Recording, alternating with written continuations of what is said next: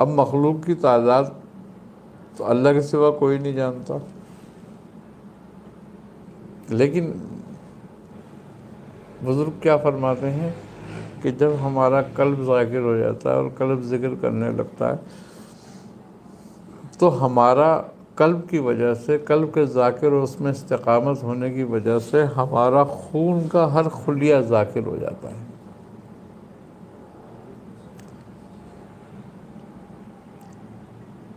ابھی وہ غافل ہے،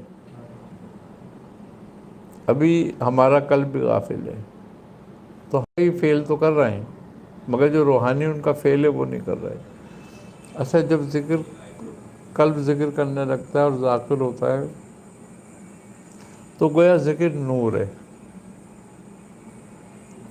اور خون کا ہر خلیہ جو ہوتا ہے پھر وہ روشن ہونے لگتا ہے، سبحان اور جب وہ روشن ہونے لگتا ہے، نور ہونے لگتا ہے، تو آپ کا گوشت پوشت نور ہونے لگتا ہے، سبحان اس میں نور صلاحیت کرنے لگتا ہے۔ اور جب اس میں نور صلاحیت کرنے لگتا ہے تو نور اللہ تعالیٰ کا ایک صفت ہے، تو وہ صفت جو ہوتی ہے اس کا ظل آپ کے جسم میں موجود ہو جاتا ہے، پھر آ جاتا ہے، اور وہ نور جو ہوتا ہے پھر وہی نور جو ہے وہ ظہور حق بن جاتا ہے۔ سبحان اور اسی لیے پھر کہا جاتا ہے کہ اور اس کا ہاتھ بھی میں ہو جاتا ہوں، اس کی زبان بھی میں ہو جاتا ہوں، اس کا پاؤں بھی میں ہو جاتا ہوں، کیونکہ اس کا جسم نورانی ہو جاتا ہے۔ نبی پاک صلی اللہ علیہ وسلم دعا کیا کرتے تھے کہ اے اللہ مجھے نور کر دے، میرے گوشت کو نور کر دے، میرے خون کو نور کر دے، میری ہڈیوں کو نور کر دے۔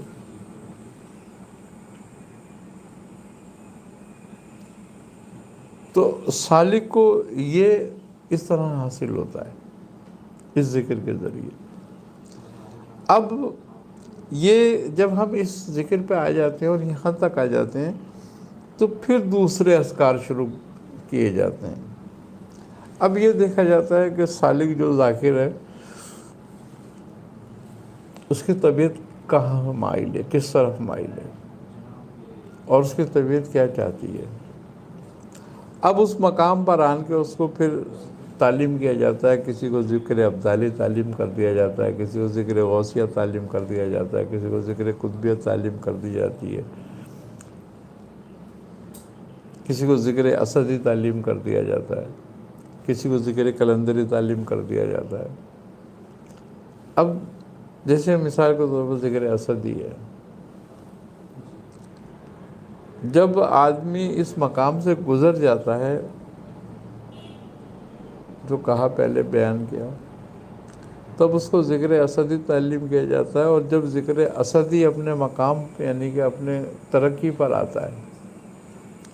تو سالک کو اپنے جوڑ الگ الگ نہ لگنا،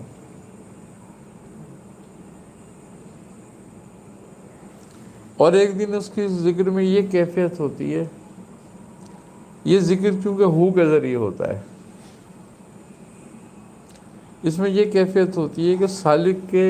جسم اعضاء جو ہیں وہ الگ الگ ہونے لگتے ہیں ذکر کے وقت میں۔ جب وہ ذکر غلبہ کرے گا اس کو تو وہ ذکر اس پہ غلبہ ایسے کرتا ہے جیسے گویا کہ شیر نے جھپٹا ہے اس کو، اور وہ اس کو الگ الگ کر دے گا جسم کو اس کے۔ تو یہ ذکر فنا فی الوجود کہلاتا ہے، ذکر اسدی،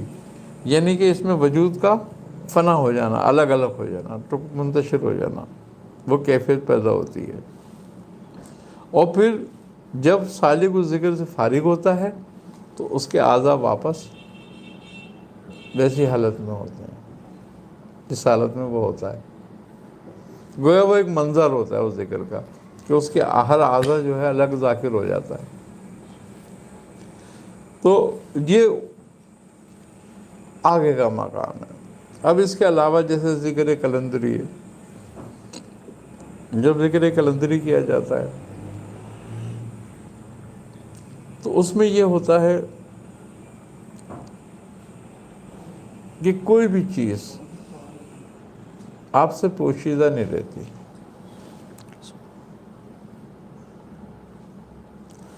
اور جو ہفت قلندر ہیں